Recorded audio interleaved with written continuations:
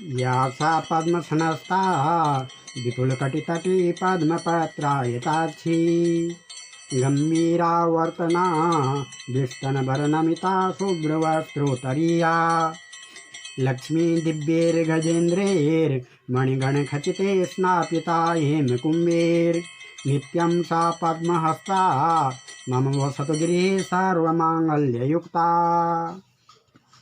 प्रिय सज्जन भक्त देवी के भक्तों, जय माता जी। सुध जी बोले, मैं आगे श्रीमद् देवी भागवत पुराण की श्रवण विधि आपको सुनाना चाहता हूँ। सुध जी कहते हैं, मुनियों, श्रद्धालु भक्त को सर्वप्रथम गणितज्ञ ज्योतिषी से कथा श्रवण के लिए मुहूर्त निकलवाना चाहिए अथवा नवरात्रों में इसकी व्यवस्था करनी चाहिए। लेकिन नवरात्रों को बिना पूछे उत्तम कथा का शुभ समय है। विवाह के ही समान देवी भागवत पुराण के नवान पारायण की बंधु बांधवों तथा इष्ट मित्रों को सूचना भेजनी चाहिए। अपने सभी परिचितों, ब्राह्मणों, क्षत्रियों, वैश्यों, शूद्रों, श्रवणों तथा स्त्रियों आदि को इस अवसर पर आमंत्रित करना चाहिए। आयोजकों को, अभ्यागतों को बड़े ही प्रेम से आदर सत्कार करना चाहिए। कथा के स्थान का निर्वाचन करके प्रथम भूमि का मार्जन और पुनः गोबर से लेपन करना चाहिए। वहाँ एक मंडप और उसके ऊपर गुंबद के आकार का चंदोवा टांग कर उसके ऊपर देवी के चित्र से अंकित ध्वजा फहरानी चाहिए। शास्त्रज्ञ, देवी भागवत निर्लोभी, आचारवान, संशय निवारण में समर्थ तथा कुशल वक्ता ब्राह्मण को कथावाचन के लिए बुलाना चाहिए। प्रातःकाल स्नान आदि से निवृत्त होकर और शुचि वस्त्र धारण करके कलश की स्थापना करनी चाहिए। गणेश, नवग्रह, योगिनी, मातृका, क्षेत्रपाल, बटुक, तुलसी, विष्णु तथा शंकर आदि की पूजा करके भगवती माता जगदम्बा की आराधना करनी चाहिए। षोडशोपचार से देवी की प्रतिमा का अर्चन पूजन करके देवी भागवत पुराण ग्रंथ का पूजन करना चाहिए और कथा की निर्विघ्न समाप्ति के लिए भगवती से सहायता और अनुकंपा की याचना करनी चाहिए। परिक्रमा और नमस्कार करके स्तुति करनी चाहिए और पुनः एकाग्र चित्र होकर कथा श्रवण प्रारंभ करनी चाहिए। कथा के दिनों में श्रोता तथा वक्ता किसी को छौर मुंडन नहीं करना चाहिए। उन्हें भूशयन, ब्रह्मचर्य पालन, सात्विक भोजन, संयम, शुद्ध आचरण तथा अहिंसाशील होना चाहिए। प्याज, लहसुन, मांस, मदिरा तथा मसूर आदि तामस पदार्थों का सेवन फलनाशक है। कथा वक्ता श्रोता को इनका तथा स्त्री संग का त्याग करना चाहिए। 9वें दिन व्रत का उद्यापन करना चाहिए। इस दिन श्रोता को पुस्तक की तथा वक्ता की पूजा करनी चाहिए। ब्राह्मणों तथा कुमारिकाओं को पूजन से तृप्त करना चाहिए। देवी भागवत पुराण वक्ता ब्राह्मण को दान में देना चाहिए तथा दक्षिणा आदि से ब्राह्मण को संतुष्ट करके विदा करना चाहिए। इस विधि से निष्काम भाव से देवी भागवत पुराण का पारायण करने वाला मोक्ष पद को और सकाम भाव से पारायण करने वाला अपने सभी अभिष्टों को निश्चित रूप से प्राप्त कर लेता है। कथा के मध्य में वार्तालाप करना, पुराणों में अश्रद्धा रखना, पुराण वक्ता की अवज्ञा करना, उससे उच्च आसन पर बैठना, कथा सुनते समय ऊँघने लगना तथा अनमने होकर कथा सुनना बड़ी भारी हानि पहुंचाते हैं। अतः यह सब सर्वथा वर्जनीय है।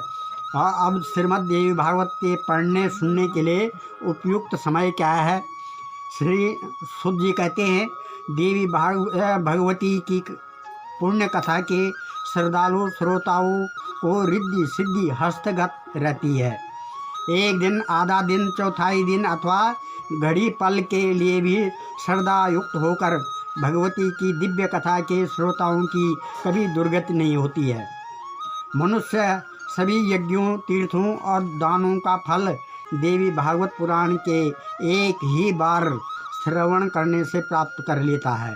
सत्ययुग, द्वापर और त्रेता में तो बहुत सारे धर्म कर्म हैं, परंतु कलयुग में तो पुराण श्रवण के अतिरिक्त मनुष्यों द्वारा आचारहीन एवं अल्प आयु वाले लोगों के कल्याण तथा उद्धार के लिए ही व्यास जी ने पुराण नामक अमृत रस की सृष्टि की है।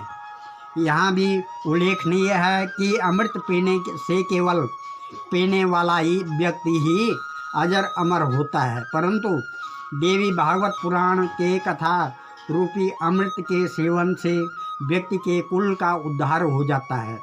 श्रीमद् देवी भागवत पुराण के श्रवण के लिए महीनों अथवा दिनों का कोई प्रतिबंध नहीं है। इस पुराण का पठन श्रवण तो प्रत्येक दिन और प्रत्येक मास में फलदायक है। आश्विन, चैत्र, मार्गशीर्ष तथा आषाढ़ मासों और दोनों नवरात्रों में इस पुराण का श्रवण पठन विशेष पुण्यप्रद है। वास्तव में यह पुराण नवान यज्ञ है, जो सभी पुण्य कर्मों से अधिक तथा निश्चित फल देने वाला है। इस नवान यज्ञ नवरात्रों में देवी भागवत पुराण का पठन श्रवण से मित्रद्रोही, कपटी, विमूढ़, वेद निंदक, हिंसक, पर द्रव्यहर्ता, पर स्त्रीगामी, लंपट, अभक्ष भक्षी, गो देवता, ब्राह्मण निंदक तथा गुरुद्वेषी जैसे घोर पातकी भी शुद्ध और निष्कलुष हो जाते हैं। अत्यंत उग्र व्रतों, तीर्थों, यात्राओं, बृहत यज्ञों तथा जपों से वह फल प्राप्त नहीं होता जो देवी भागवत पुराण के नवान पारायण से प्राप्त होता है।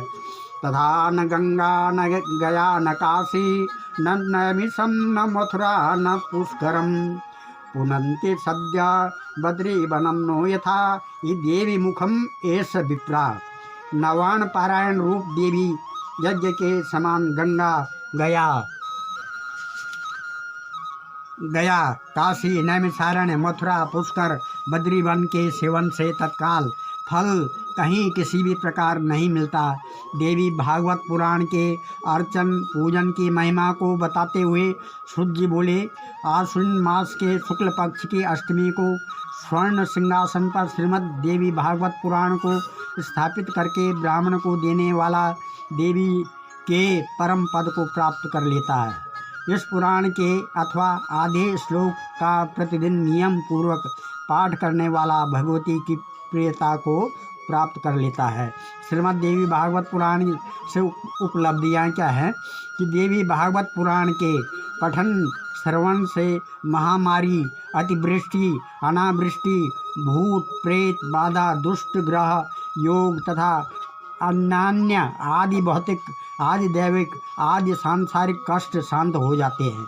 इस संबंध में एक प्राचीन इतिहास का उल्लेख करते हुए सूत जी बोले, वसुदेव जी द्वारा देवी भागवत पुराण के पारायण के फलस्वरूप ही प्रसेन को ढूंढने गए और संकट में फंसे श्री कृष्ण का सकुशल घर लौटना संभव हुआ था। इस पुराण के पारायण से दरिद्र, धनवान, रोगी, रोग मुक्त तथा मृत वत्सा और बंध्या स्त्री भी पुत्रवती हो जाती है। इसमें लेश मात्र भी संदेह नहीं है। जय माता दी। अगर आपको ये कथा अच्छी लगी हो तो इसे लाइक करें और आगे भी ऐसी आध्यात्मिक कथा सुनने के लिए मेरे चैनल को सब्सक्राइब करें। धन्यवाद।